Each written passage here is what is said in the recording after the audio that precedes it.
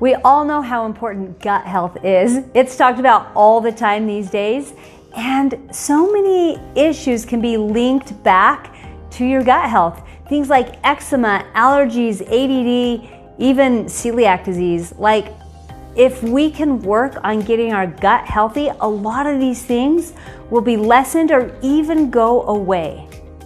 Today, we're going to talk to you about 3 things that you can do to support your small intestine for optimal gut health.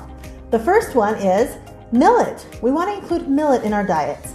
The second one is probiotics and fermented foods.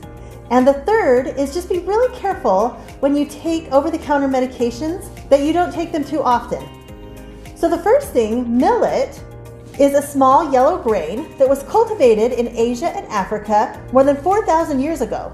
And it was the major grain in Europe during the Middle Ages.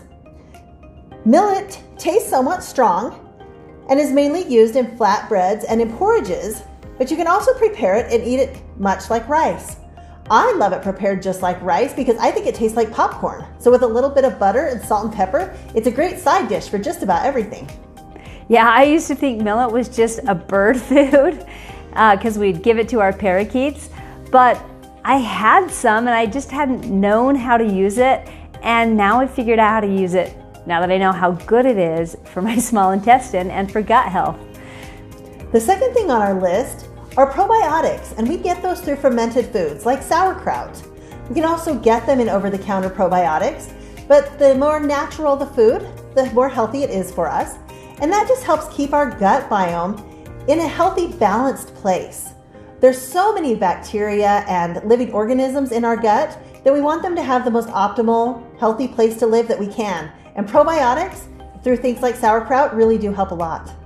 Yeah, and because of that gut biome that you were talking about, that's why we need to be really careful with over-the-counter medications and even with antibiotics. So things like, the antibiotics, the Tylenol, the ibuprofen, and other things can really gunk that gut up and mess up the whole bacteria to yeast ratio.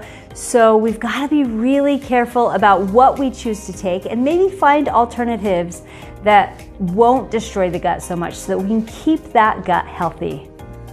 So just like these 3 things, millet, probiotics, and being really careful what drugs we put in our system all help keep our small intestines healthy and strong, there are other things that we can use to help support all of the other organ systems throughout our body as we rotate to better health throughout the year. We have a really great reference sheet that's totally free and packed full of information that will really help you find a way to optimal health. So if you love these tidbits we're sharing, then like and subscribe to our channel, and we'll see you over at our website.